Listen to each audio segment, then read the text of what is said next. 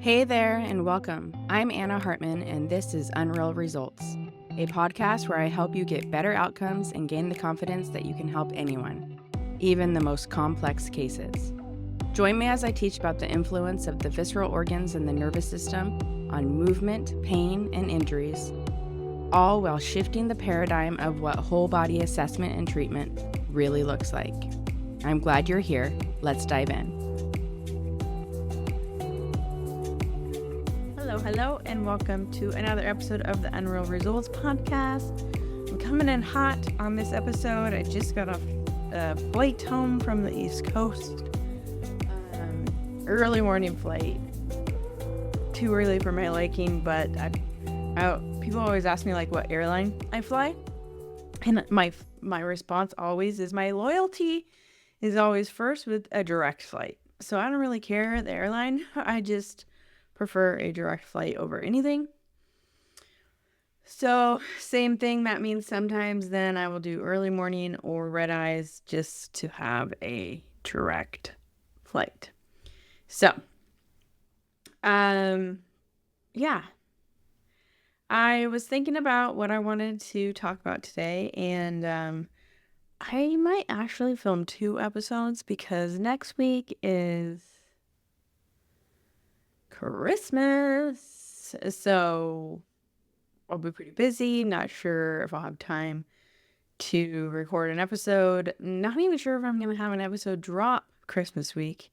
I might wait till the week after. But nonetheless, I've been thinking about what episodes I want to record and realized that I was like, I maybe have talked about this before, but I think inside another episode about something else. And so I was like, you know what?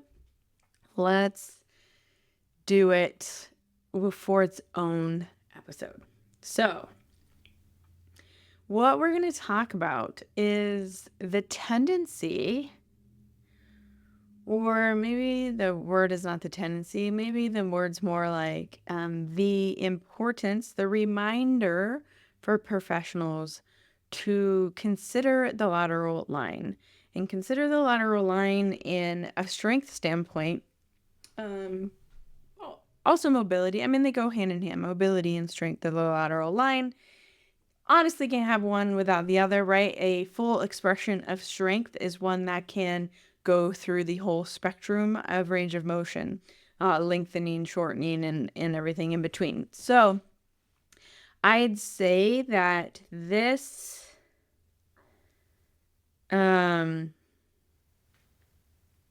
characteristic or this fundamental movement pattern is a really important one and talked about a lot, but then not trained very well. And so often in my athletes, what I see with them is in their training or in their rehab, it's like focused on a little bit, but then forgotten. And oftentimes it is like one of the most gaping limitations that they have. And when I look at some of their strength and conditioning programs or their rehab programs that they're following, I'm like, you could argue some of the exercises should be getting the lateral line as a primary or participant in the total movement pattern, because most of the time athletes might be doing like single leg exercises, which technically for single leg, it is very much our lateral line. But the problem is people, athletes specifically, but probably even regular old people, or as the kids these days like to call them NARPs, non-athletic regular people, we cheat it well. It's hard to sometimes see if you're actually utilizing your lateral line, your lateral muscles, your lateral stability to the lateral strength to its highest capabilities. So I definitely wanted to talk about that. Of course, I also will touch on visceral and neural considerations around it, but this episode is going to be probably a little bit more heavy from a movement standpoint than anything else. But it's also like, with that said, in practical application, I'm looking at someone's mobility of their lateral line and someone's strength of their lateral line, different pieces of the lateral line, as before and afters within my treatment session, within the LTAP, right? When I assess someone, no matter if it's someone I've worked with every day, once, like every month, like whatever it may be, and no matter their rehab or no matter the reason why they're seeing me, I always start with the LBIT tap because I want the body to tell me where to go. And I also want the body to let me know if there is an underlying visceral or neural thing going on. And so, in this sense, the lateral line, I'm looking at like, is this a true strength issue? Is this a true mobility issue, or is it being influenced by the viscera of the nervous system?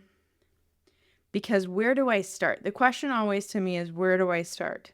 Do I start right out of the gate with exercises, or is there something else I could start with that when we go back to that exercise, the athlete's going to get more out of it, and it's not going to feel like such a headache for them banging their head against the wall over and over, trying to, quote unquote, turn on muscles that are like, for whatever reason, not automatically already turning on in the first place.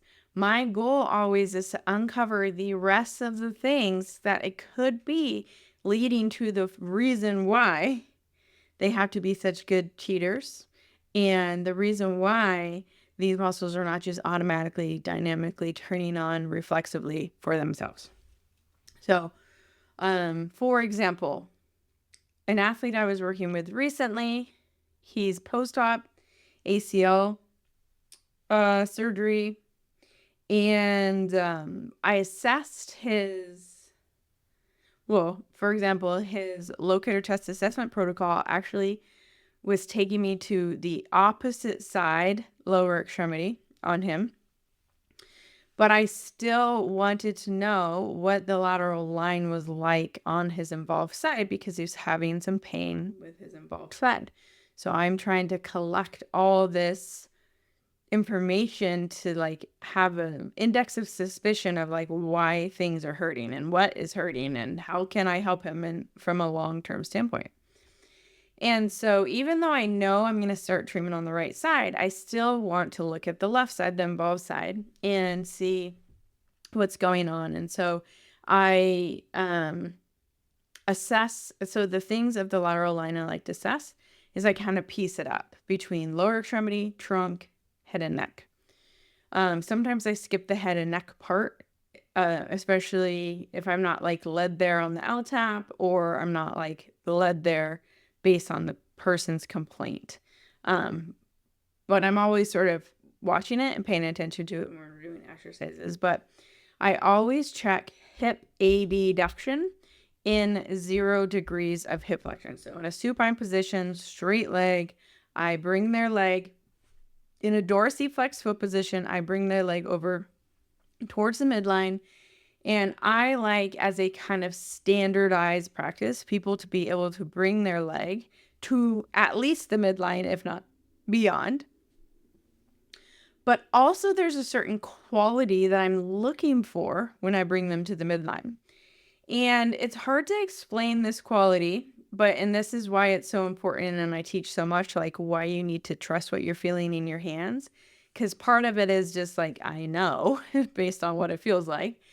But when I brought him over, it felt like he had great range of motion. He went past midline actually easily, but it felt to me like it was all coming from his leg and not really a whole lot from his trunk and pelvis. And it's a funny thing to say because when I'm testing just hip abduction, a lot of it shouldn't come from the pelvis or the spine, the trunk, because in fact, if it did, I'd be like, ooh, I don't love that. But there is an integrity of the entire lateral line that you should feel when you bring the leg into hip abduction, because the leg is not isolated to itself. It is connected to the rest of that. And so I want to always kind of feel in my hands as I move a joint into any range of motion, but specifically for this one, as we move into hip abduction, where does the motion feel like it's coming from? Does it feel evenly distributed? And what is the quality of the relative stiffness of all the segments in the chain? And on him specifically this other day, it just felt all leg and not a whole lot of stiffness or movement anywhere else. And so I was like, my antennas were kind of up for that. It was one of those things, and I'm like, I'm not sure that's a problem, but I also am like, something's off with it. And this is, again, the value of trusting what I feel, and then also the value of trusting that I know his body really well. I've been working with him since 2016, and so it's like, I've tested this a lot of times, and I don't recall it really feeling like this a lot. Like, so something feels off to me. So first I test that, and then in a side lying position, I do manual muscle testing. Oh, let me back up. With that general range of motion test, I'm also like being like, if it doesn't go. So that was the scenarios that went, but it didn't feel right? The end feel didn't feel how I feel like it should, especially in the type of athlete he is, because he should have a lot more stiffness. I should feel stiffness. So let's say they don't get all the way to midline, like they're limited, then I'm like noticing like, where is the range of motion like getting like limited from? Like, is more in the low leg, around the knee, up in the thigh, at the hip joint itself? Sometimes the hip joint itself doesn't like to like compress the groin area. Or does this feel like in the pelvis, or am I feeling it all the way up into the trunk? So I'm always sort of paying attention to, again, the range of motion, but then the quality of motion and where that quality of motion feels like it's informing my hands and my touch from. And then, so then after I look at that in supine, I put them on their side and I then look at their hip abduction. And then, I usually then do like a traditional like overs test just to kind of like see what kind of like just IT band stiffness there is. And then I do a manual muscle test of glute med. And so I bring them, I put my hand, like my arms usually like in this sort of like bent 90-degree bent position, and their leg is bent in on top of me. So I've got the full support of their leg. And I bring them into hip flexion, and then I bring them into abduction, and then I bring them into as much hip extension as they have, and I make sure the leg is then externally rotated so the foot is sort of hanging down. And then I say, I'm going to let go. You just hold your leg there. And in the very beginning of that test is often the most powerful information you'll get, because if they're strong in their glute med, then what you will see, and I don't want to say it's just glute med, it's like all your hip abductors, but like if they're strong in hip abduction, what you will see when you give them the weight of their leg now in that end range of motion, you'll notice initially what their strategy is and if they're strong enough to hold it. If they deviate from that position by either bringing the leg into flexion, dropping it into internal rotation that you would see by the foot lifting up, or any other sort of strategy, that's the most powerful to me, right? When I grade manual muscle testing, I'm looking at, can they contract through a full range of motion and hold the end range? That to me is a 3 out of 5 on a manual muscle test. And so that's like average, right? If they can't do that, to me, that's not even a 3. So I can still brake test them and add force. But usually when I add force, I either see more of the compensation or I get to see how good they are at cheating and like cheating the system to give me a strong test, which is great. I honestly, I want people to be able to cheat because at the end of the day, we need some strength somewhere.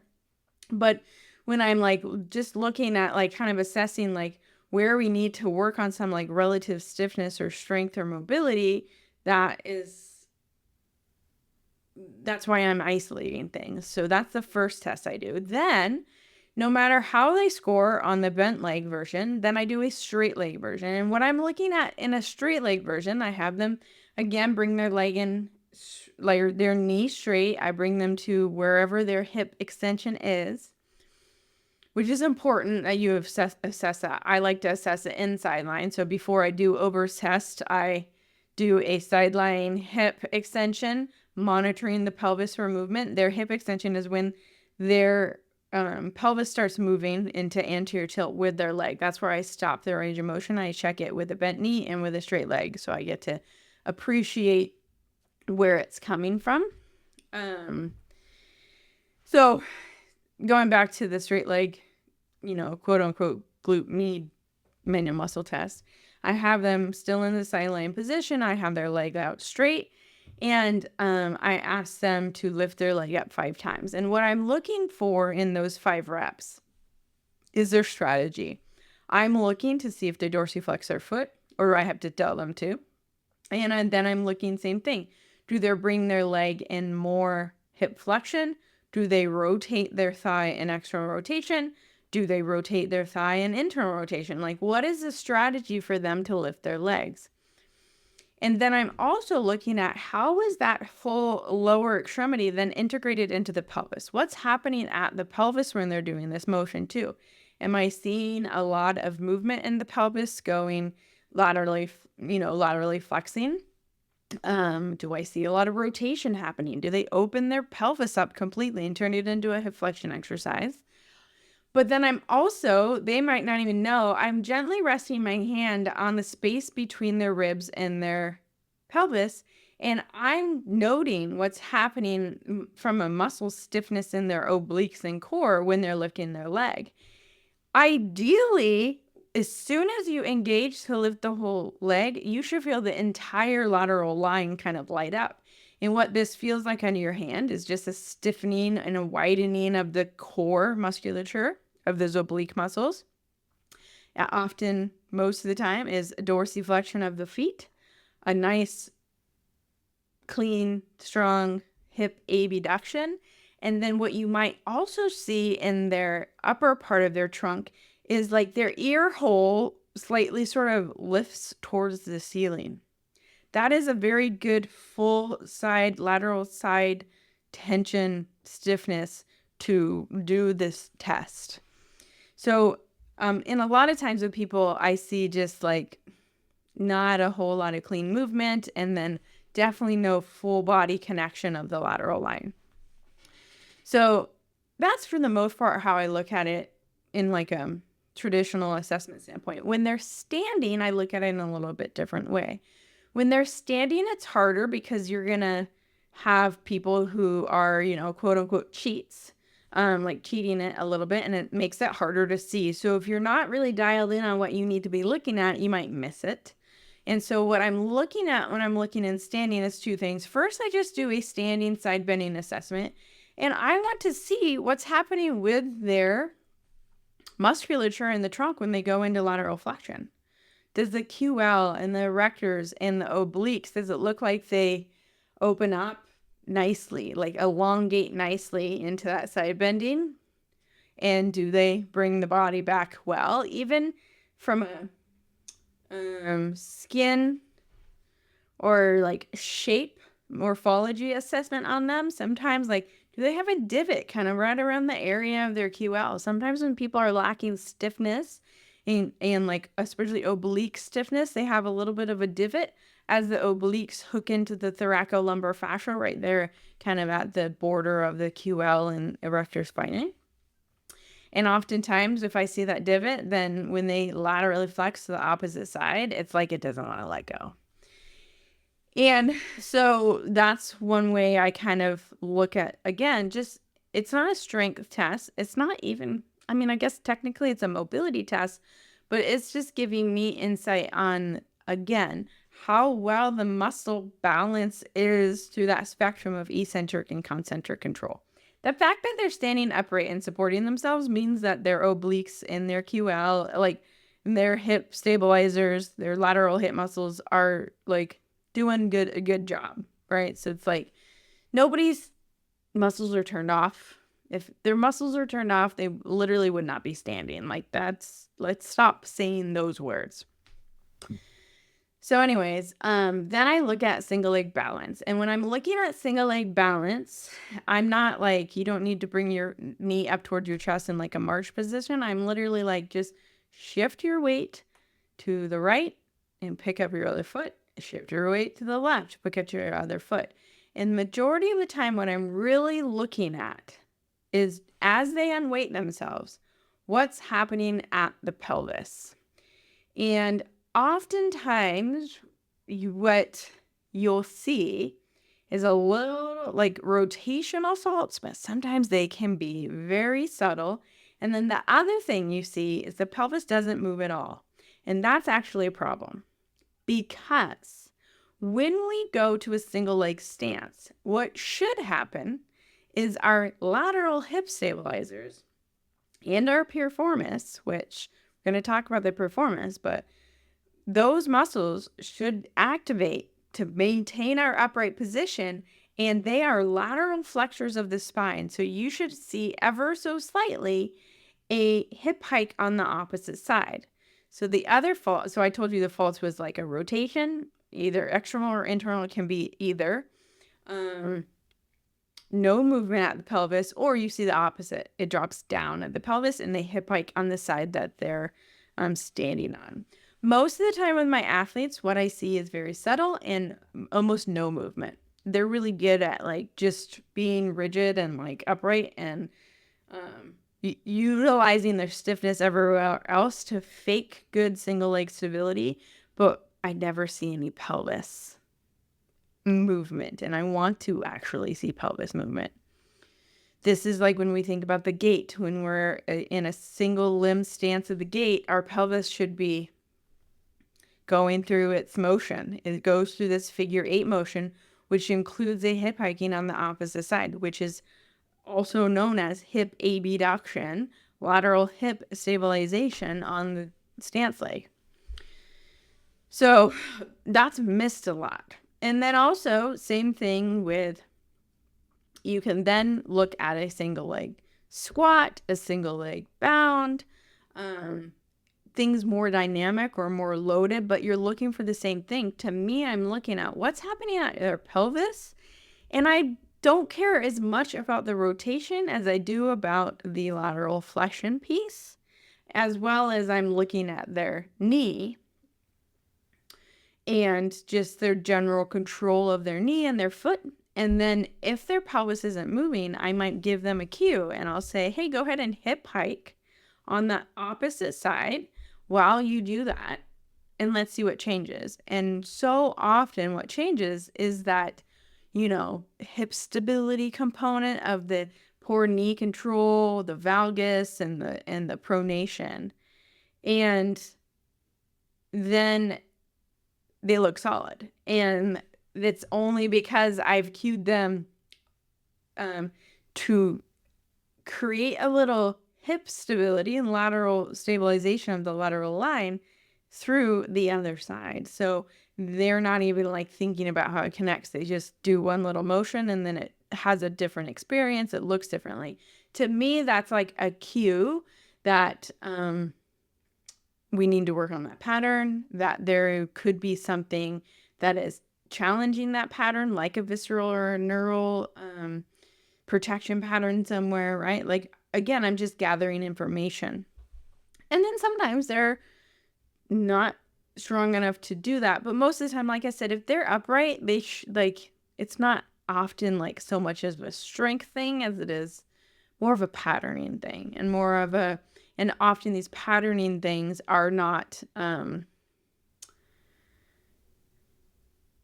motor control issues in the sense of the old-fashioned sense of like things are not activating in the right sequence or things are not like turned on or whatever. It's more of the body is choosing a different output for a reason. We need to figure out what that reason is so we can change the inputs so the body automatically fixes our output. And then you go from something looking like weak to strong in a second. Now, what you'll see is once you get it to actually work reflexively like that, what you might then see is a strength endurance problem because they haven't been using it. But it's usually not a pure strength problem, as much of a strength endurance problem. And sometimes that's even still just like a neurological, like nervous system problem. But that's a soapbox. Anyways, so with this concept, I mean, it's not even a concept. I think it's pretty well known that hip stability, lateral hip stability, and lateral trunk stability or trunk stability is important for function of the whole body, but specifically lower limb issues. And like I said, it is something that is hard to catch, and it is something that people cheat really well. One of my previously to this athlete, there's an athlete I worked with a few years ago, also coming back from an ACL, and he was looking so good with all of our weight room exercises. I'm like, oh man, like things are looking good. Assessment's good. Like things looked a little weak, just like your general like post-surgery stuff. And it wasn't until we started doing Pilates, like reformer, bounding, single leg bounds on the reformer, which is like really low level. It's like barely, I feel like you can barely even call it an impact exercise because like it's opposite to gravity. You're horizontal to gravity. So the impact is just the weight of the spring, and the springs are not that heavy. And so I actually call it more of an elastic recoil exercise because you kind of are still getting that yielding type of plyometric scenario, but without the impact and the stiffness of true plyometrics. Anyways, we were doing it and I was like, oh my gosh, like, wow. When you go single leg on the involved side, your trunk and your pelvis and your legs are like literally all over the place because you had just lost so much stiffness in that core like core connection obliques on that same side, which reminded me of the study. And I've probably shared this study before, but it's a study that like we would like talk about a lot when I taught for Exos Athletes Performance back in the day. But it was a study, I don't even remember who wrote it, but it was basically about how after lateral ankle sprain, there's like a neurologic inhibition of the lateral hip stabilizers and the core. And we used it to like validate the focus on so much lateral hip exercises in our programming. And yes, we talked about core stuff a lot, but I feel like we kind of like a little bit missed the boat on that oblique things. And that part of that study gets kind of like ignored because everybody's so excited about the hips. But like same side core inhibition or weakness or whatever you want to call it, post injury to the lower extremity, ankles, knees, feet, whatever, not only do you see that lack of hip stability, strength, and control, but you also see a lack of trunk stability, control, strength, stiffness. So it's just one of those things, and I'm like, oh yeah, we really have to be diligent, especially in our athletes who have a history of a lower extremity injury, which is like almost all of them, that we are addressing that. So a little bit on this from a visceral or neural perspective. My athlete that I recently was with, I already told you that his locator test assessment protocol was actually directing me to the right side of his body. On the right side of his body, it was, or right side of his lower extremity, it was like a tibial nerve, like ankle mobility calf thing. And based on his slump test, I actually decided instead of starting directly at the right lower extremity, I started in the lumbar spine because his double leg slump test told me that it was coming more from the nerve root than the distal part of it. And so I addressed it there first. So I did a little like dynamic cupping. I think that's actually all I did. And then I went back down to the leg and I worked on his calf. And not only did his ankle range of motion open up really quickly, when I then went and assessed the lateral line, when I brought the leg back across midline to look at the hip adduction, right? The mobility was already good, but it was the quality that I didn't love. When I brought it back from midline, I was like, oh, that already feels better. And what I was feeling and why it felt better is now I felt that whole side body stiffness participating in the range of motion versus it all feeling like it was coming from his thigh. And so I was like, oh, I really like that. So when this is an example of like when the body is protecting, it was protecting like that right lumbar sacral nerve root. So it was probably in a little bit of side bending protection pattern. And so then when I went to test it, I was not able to feel that normal quality or stiffness of the trunk because it was sort of like stuck in a protective, like concentric contraction. So it wasn't really giving me anything. It wasn't really allowing itself to be like pulled on the pelvis. So when we see this pattern a lot with central nervous system tension patterns, as well as any visceral protection patterns. For example, if someone is protecting their liver because their liver's not moving very well, or they're just like, having hormone issues, they're just challenged with like liver function, the body's going to sort of splint it. And it does that usually with right side bending and a little bit of rotation. And so you can imagine how that's going to affect the function on the lateral line of both sides of the body. It doesn't have to be opposites, could be the same side. So any organs on the side of our body, even sometimes on the front of our body, because they're three-dimensional, can create a little bit of side bending patterns. Central nervous system especially, because when we have tension in our cranium, the rest of the spinal cord tries to alleviate the tension in the cranium by side bending to the side of the tension. So oftentimes, if someone's having a challenge with their lateral line stability, strength, function, whatever, I have to make sure, like, is it a hip stability issue or is it a cranial issue? Or is it a liver issue? Or is it a stomach issue? Like, again, like I can't stress the importance of having a skill set like the locator test assessment protocol or like general listening from the Burrell Institute that can lead you to the visceral and the neural components of it. And then even like in this scenario of this athlete, like there could have been a lateral femoral nerve entrapment, like not allowing me, or like I don't know. There could be a lot of reasons besides just orthopedic reasons.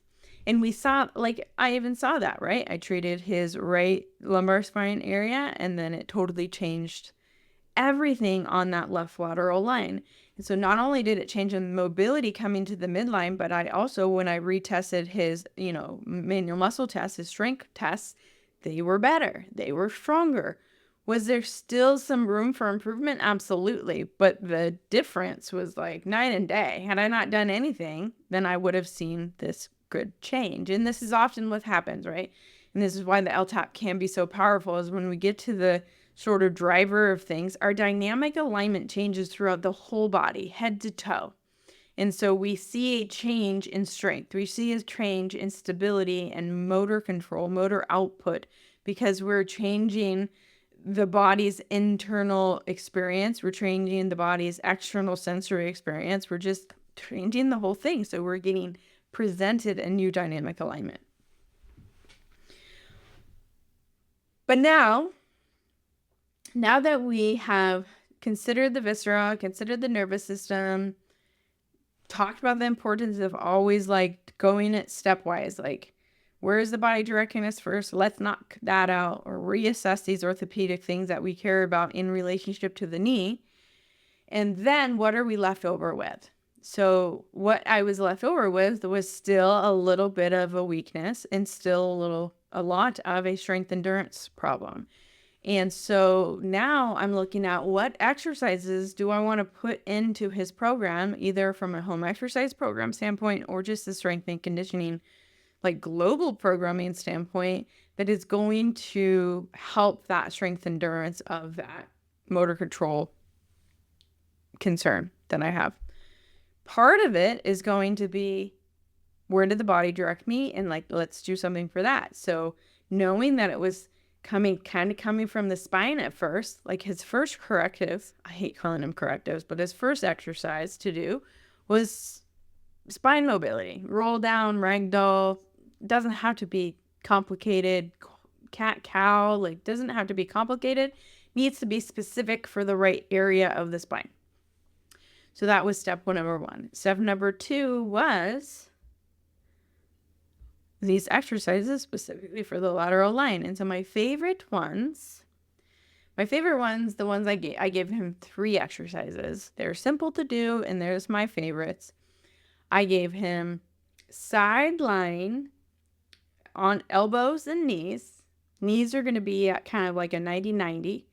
You're going to go up in a side pillar with a bent knee, and then you're going to pivot on your shoulder by extending your hips to come into a full extended pillar bridge. I call it side pillar hip extension. This is a very, very good exercise for the lateral hip stabilizers and even glute max as a lateral hip stabilizer. So that's a favorite. Then we gave him quadruped, bent knee, hip abduction, kind of like a fire hydrant. Now the key here is understanding how the body moves in a weight shift. I did a whole episode on weight shifting that I'll have Joe link in the show notes. And I talk about this even more. But if I'm opening my leg out to the side in hip abduction when I'm in a quadruped position, that is my body rotating to the right. So that means my weight shift needs to also go to the right. And so many times, especially when people are weak, when they open their hip up to the right, they shift their weight to the left.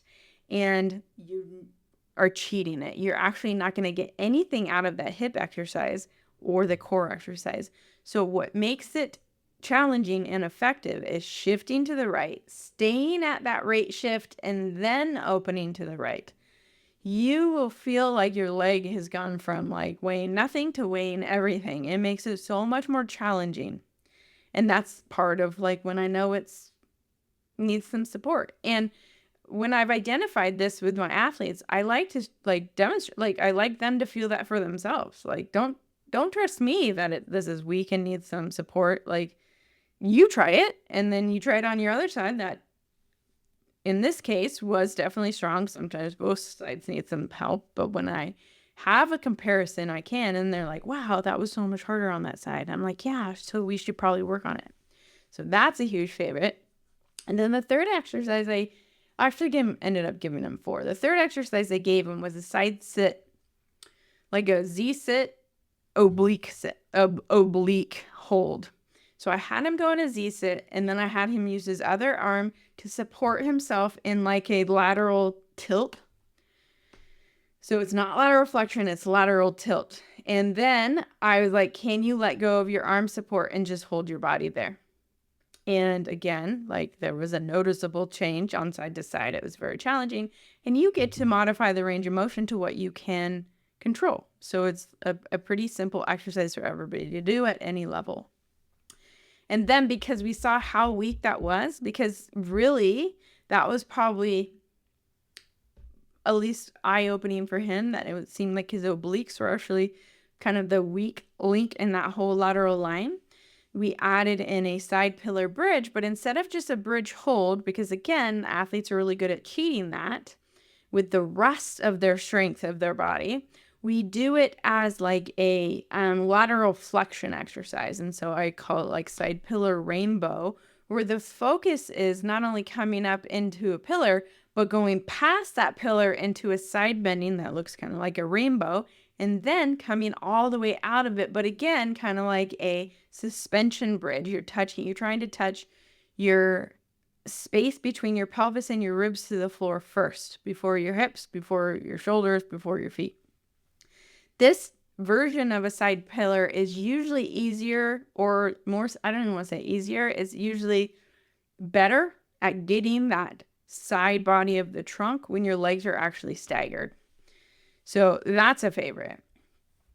Another favorite, especially when we're looking at piriformis, and true glute med, glute minimus, and pelvic control, is a pelvic leveling. So I put somebody standing on a block and I have them push their foot into the block to initiate the lateral tilt of the pelvis. And then I let them use their side body muscles to help the hip hike accentuate it.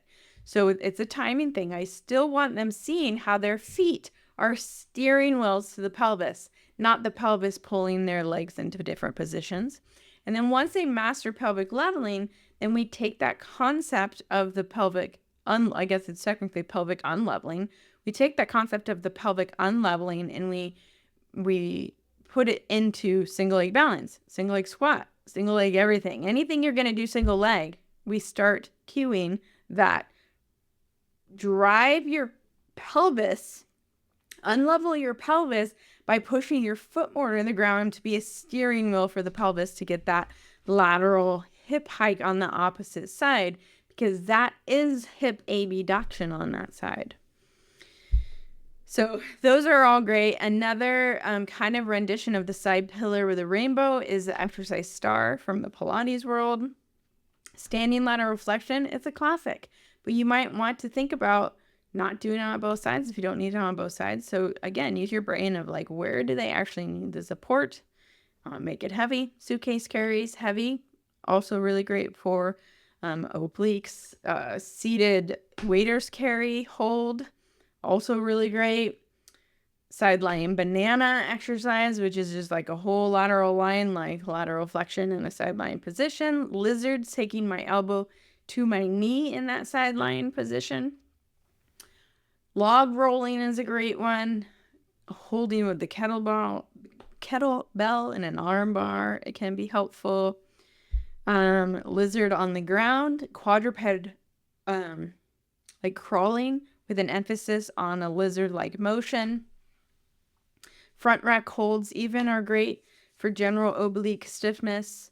And then lateral flexion on the edge of a bench or a box or like a Pilates arc, always really great too. But if you don't start at the oblique sits with the hold, then it can be cheated pretty easily. So a lot of options that just don't get programmed for often, and they need to be like a daily thing. Ideally, whenever we're growing single leg balance, this is happening naturally, but we need some support. Think of how many people have rolled their ankles and never gotten rehab. Well, it doesn't just sometimes come back on its own. Sometimes it does, but it doesn't always. And so now they're just walking around town without a very good lateral line stability. And so really, really need to support that. And for the final resting piece, the final piece I'll leave you with.